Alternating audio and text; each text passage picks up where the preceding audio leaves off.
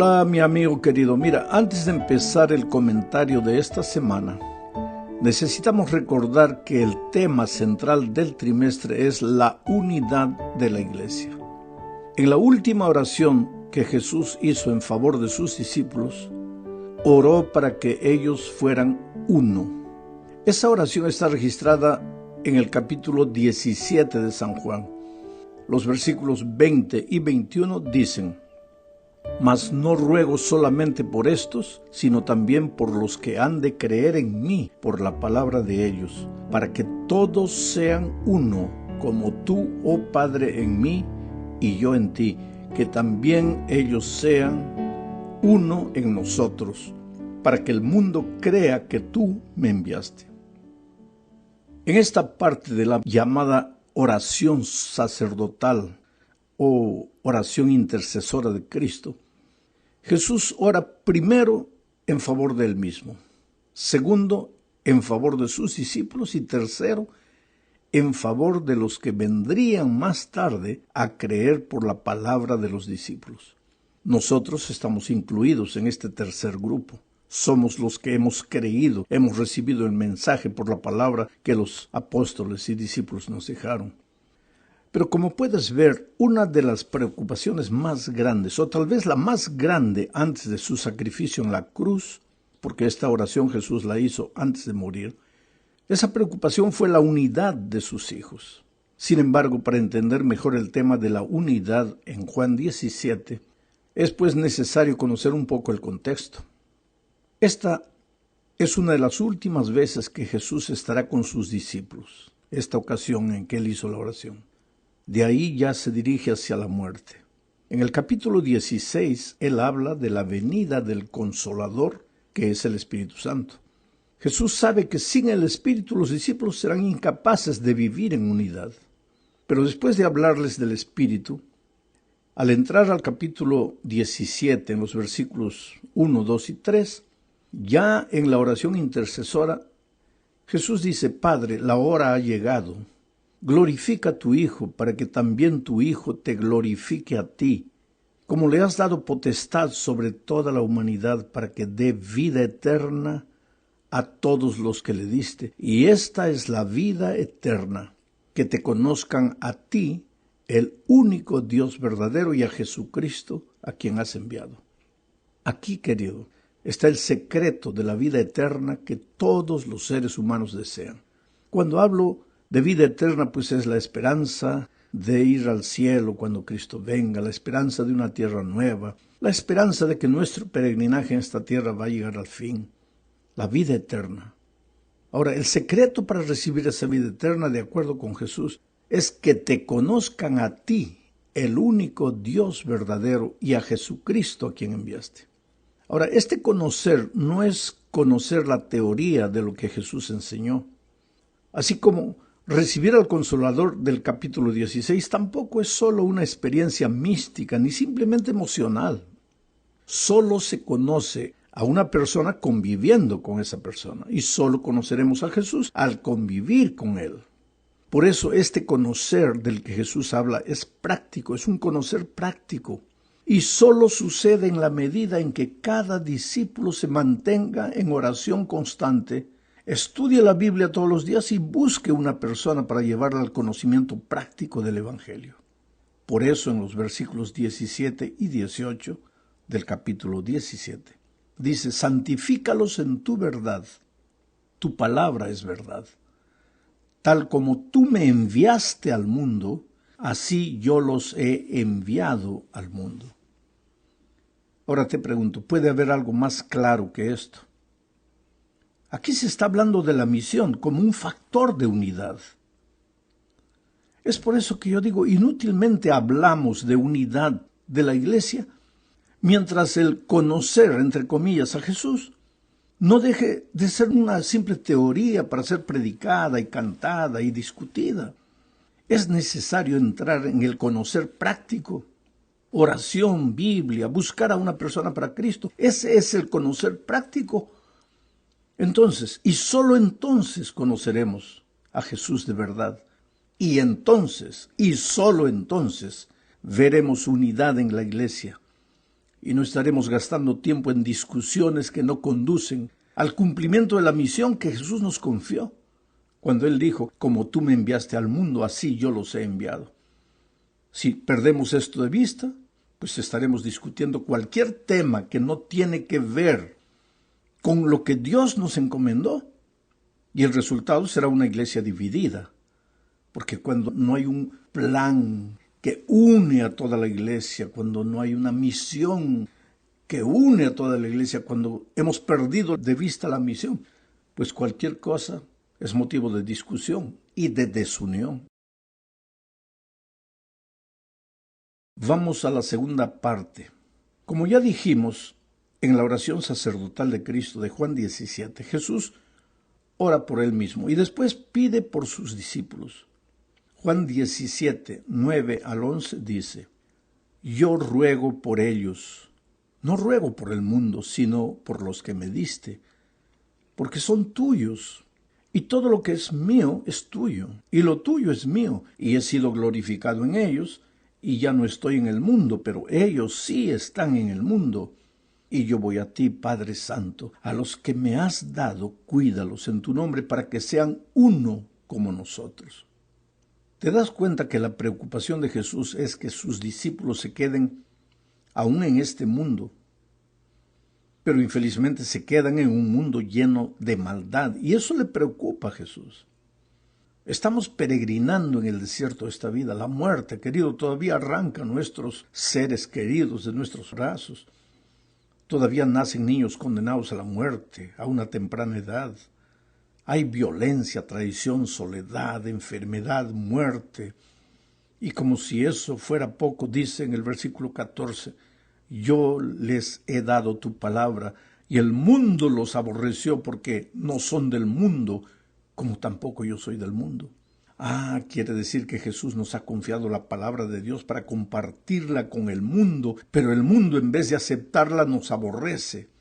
A pesar de eso, Él ora en el versículo 15, no ruego que los quites del mundo, sino que los protejas del mal. Mi hermano querido, necesitamos continuar en este mundo hasta que Cristo vuelva.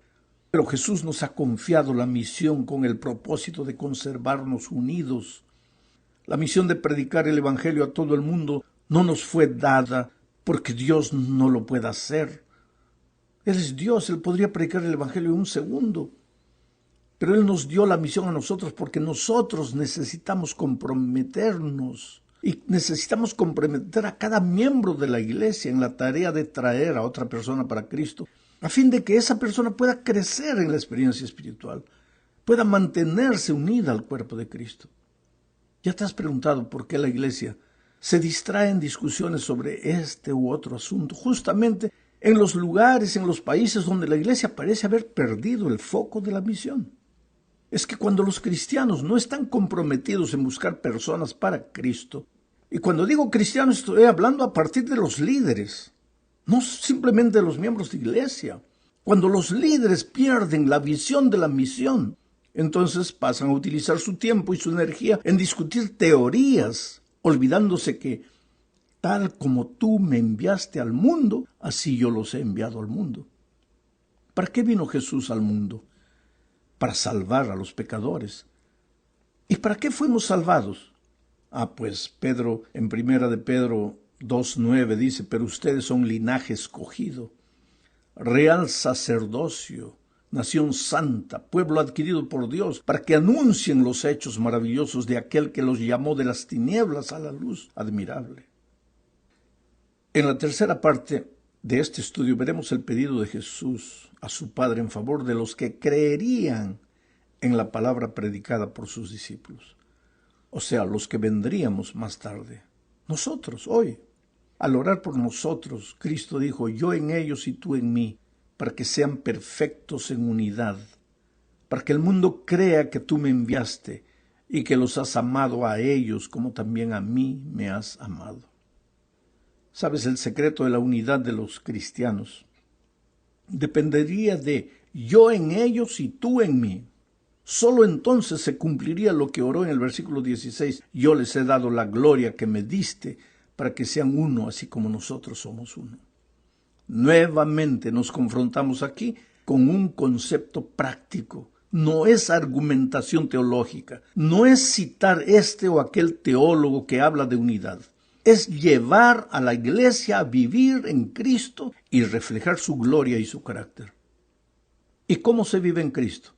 Esto tampoco es algo simplemente romántico o bonito para ser cantado.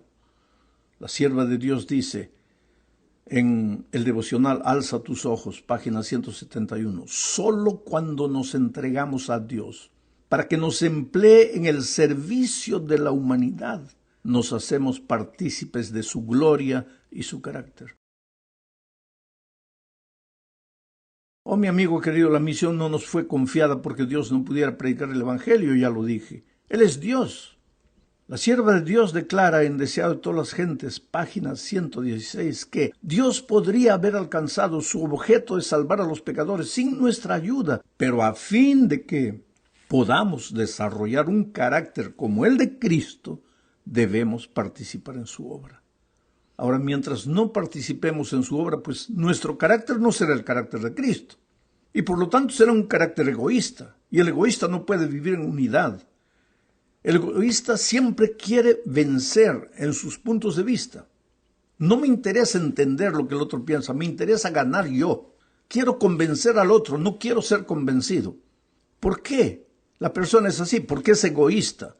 Porque no refleja el carácter de Jesucristo. Y jamás va a reflejar el carácter de Jesucristo mientras no se comprometa en la misión de ir y buscar una persona para Cristo. Estamos viviendo momentos difíciles de la historia de nuestra iglesia. Yo quisiera ver a las personas que se levantan para dar discursos bonitos en favor de una o de otra posición. Yo quisiera preguntarles, ¿dónde está la persona que han traído para Cristo?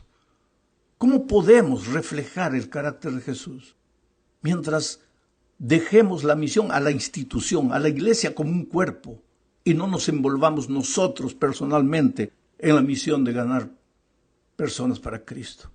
Esto no es salvación por las obras. La salvación es únicamente por la gracia. No necesitamos hacer nada para salvarnos. Esto tiene que ver con conservación y con el desarrollo del carácter de Jesús en nuestra vida. Vamos a la cuarta parte de este estudio. Hablaremos aquí de la misión orientada por el amor. El otro día yo contaba la experiencia de una persona que pertenecía a otra denominación religiosa y la iglesia reía casi a carcajadas, ¿sabes? No había motivo para reír. Yo contaba la historia para ilustrar cómo hay gente sincera en todas las iglesias, gente maravillosa que busca a Jesús dentro de la luz que conoce. Y eso no es motivo para reír. Sería motivo para salir y buscar a esas personas y con amor mostrarles que no necesitan sufrir ni hacer nada para encontrar paz, a no ser entregarse completamente a Jesús. Pero aquella risada de la gente me mostró que a veces miramos a personas de otras iglesias no con amor ni con misericordia, sino con un orgullo religioso que a veces me hace temblar. En todas las iglesias existen personas lindas y sinceras que están buscando encontrar la palabra de Dios y entenderla mejor. Hay verdades en la Sagrada Escritura que muchas personas no conocen. Y nuestro deber es ir, buscar a esas personas y enseñarles con amor. Nosotros no somos un partido político, ni un equipo de fanáticos de un equipo de fútbol. Nuestra misión no es probar que todos están equivocados y que solo nosotros tenemos la verdad. Inclusive porque la verdad no es una teoría, sino una persona, la persona maravillosa de Jesús. Y Él dijo lo que está registrado en Juan 10:16. También tengo otras ovejas que no son de este redil. También aquellas debo traer y oirán mi voz y habrá un rebaño y un pastor. Llegamos al fin de este estudio, hablando del instrumento poderoso que Dios nos dejó para el cumplimiento de la misión. Leamos dos textos. El primer texto, 1 Juan 4, 7 al 9. Amados, amémonos unos a otros, porque el amor es de Dios. Todo aquel que ama ha nacido de Dios y conoce a Dios. Primer pensamiento que quiero sacar de este texto. El amor es de Dios. El amor no es del hombre. Ningún ser humano fabrica amor. Por lo tanto, si el ser humano quiere amar, necesita ir a Dios, porque el amor es de Dios. Todo aquel que ama, dice el texto a continuación, ha nacido de Dios y conoce a Dios. El que no ama no ha conocido a Dios, porque Dios es amor. En esto se mostró el amor de Dios para con nosotros, en que Dios envió al mundo a su Hijo unigénito para que vivamos por Él.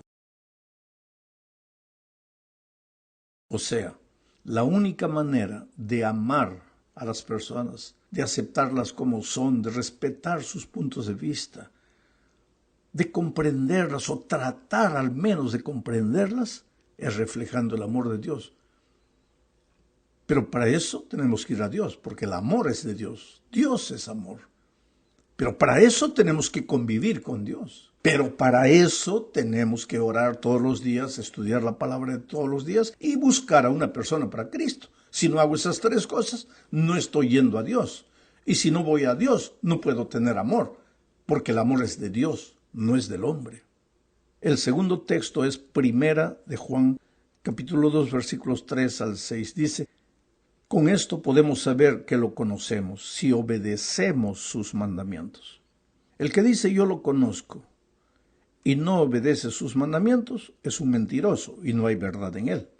El amor de Dios se ha perfeccionado verdaderamente en el que obedece su palabra y por esto sabemos que estamos en él. Este texto nos advierte contra otro peligro.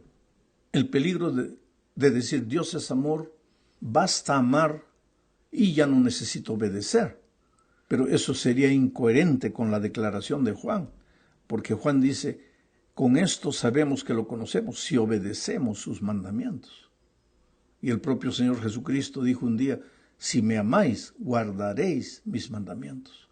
Ahora te digo una cosa, es posible guardar mandamientos sin amar a Dios, pero es imposible amar a Dios y no guardar sus mandamientos. Por lo tanto, nuestra prioridad no tiene que ser guardar mandamientos a todo costo, sino buscar a Dios y convivir con Él en una relación práctica de amor, de manera que su carácter se refleje en nuestra vida y que las personas que nos rodean, llámense esposo, hijos, amigos, familiares, puedan ver el amor de Cristo reflejando en nuestra experiencia. Esta es una experiencia de crecimiento, querido. Yo me alegro porque estos dos textos que acabo de leer los escribió Juan.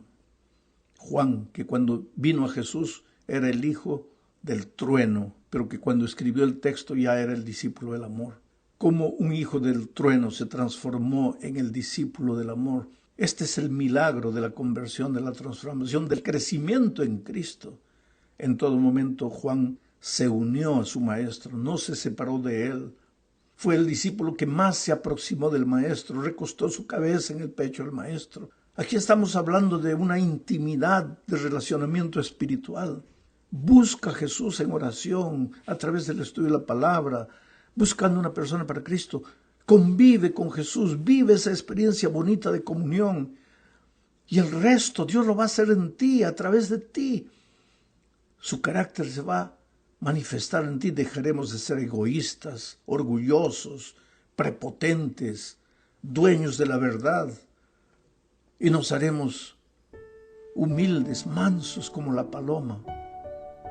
¿Por qué? Porque Jesucristo dijo, venid a mí y aprended de mí, que soy manso y humilde de corazón. Oh querido, todos tenemos que crecer.